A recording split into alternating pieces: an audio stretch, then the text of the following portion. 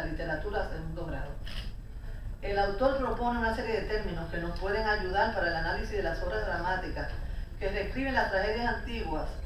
Genet abarca en su obra un universo de relaciones hipertextuales, entre las cuales se incluyen los hipertextos, hipotextos y paratextos, a los cuales nos referiremos en el desarrollo de este trabajo. La relación es de un hipertexto con su hipotexto, puede ser de orden descriptivo o intelectual.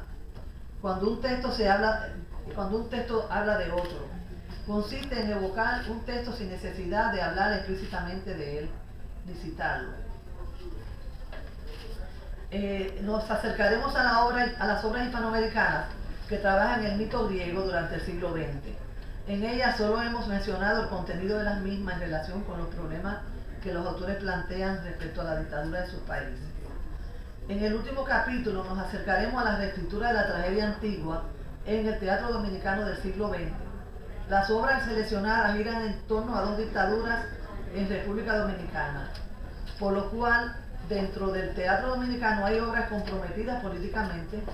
No obstante, hay otras que solo se ocupan de recrear el mito griego y tratan el tema social dentro de la familia de la clase burguesa, como la obra de Franklin Domínguez, que responden a las vertientes del arte por el arte, como es el caso del nacimiento de Dioniso de Pedro Enrique Ureña. Las escrituras clásicas griegas de Esquilo, Sófocles y Eurípides muestran una pugna entre la familia, oikos, y el Estado. De igual forma, las obras trágicas hispanoamericanas y dominicanas que hemos analizado en este trabajo sirven de la colisión que encarna el sujeto o héroe prometeico frente al sistema político, económico y social derivado de las dictaduras en Hispanoamérica.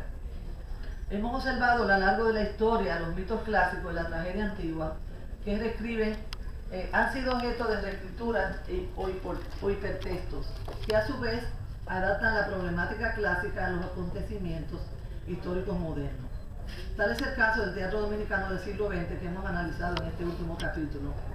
En el mismo se distinguen dos vertientes: la tradición más importante, según la crítica de la dramaturgia dominicana. Por un lado, la obra del nacimiento de Dioniso de Pedro Enrique Ureña y Medea de Franklin Miesenburgo evaden los problemas sociales y se dedican a adaptar el género de la tragedia antigua formalmente. Mientras, por otro lado, la obra de Creonte de Macio Verón Magiolo, Miedo en un puñado de polvo, de Héctor Inchaustegui y Cabral, y Andrómaca de Iván García, y Antígona de Humor de Franklin Domínguez, optan por afrontar el compromiso social y la protesta y la impotencia de los sujetos dominicanos frente al problema político. Desde el punto de vista de la semiología de la obra dramática, hemos seguido los planteamientos de María del Carmen Bobés Naves, sobre todo el aspecto de los espacios escénicos. Definido el espacio narrado como el lugar que no se representa en el escenario, sino que surge de la escena virtual a partir del diálogo y las didascalias en las obras hispanoamericanas, persiste la tendencia de la tragedia antigua a presentar lo que sucede tras bastidores, o sea que es en el espacio narrado. Por otro lado, el espacio narrado suele coincidir con los espacios interiores como las casas, los palacios, las ciudades. Tomemos por ejemplo la obra de Creonte de Veloz Magiolo, en la cual la ciudad de Tebas está colocada tras las murallas y se opone a la encrucijada que aparece en el espacio escénico, donde los personajes se debaten entre el interior y lo exterior, entre la fidelidad de la familia y la fidelidad del Estado. En el caso de una obra como Filótetes de Inchaustegui y Cabral, la isla funciona como espacio cerrado interior opuesto a lo que se encuentra más allá de las fronteras marítimas. En ese sentido coincide con las descripciones del sujeto prometeico en la silla de ruedas y entre las cuatro paredes de la casa. De este modo, la isla, la casa y la silla de ruedas son metonimias del sistema opresor. La casa y los palacios, como lugares de la familia y del poder político, se reiteran en la mayoría de las obras en función de representar el espacio interior y restrictivo. Como hemos visto, las obras hispanoamericanas y dentro de ellas las dominicanas que hemos analizado revelan la existencia de una tradición dramática que recupera los mitos y los tramas de las tragedias antiguas con el fin de poner en escena los acontecimientos políticos y sociales.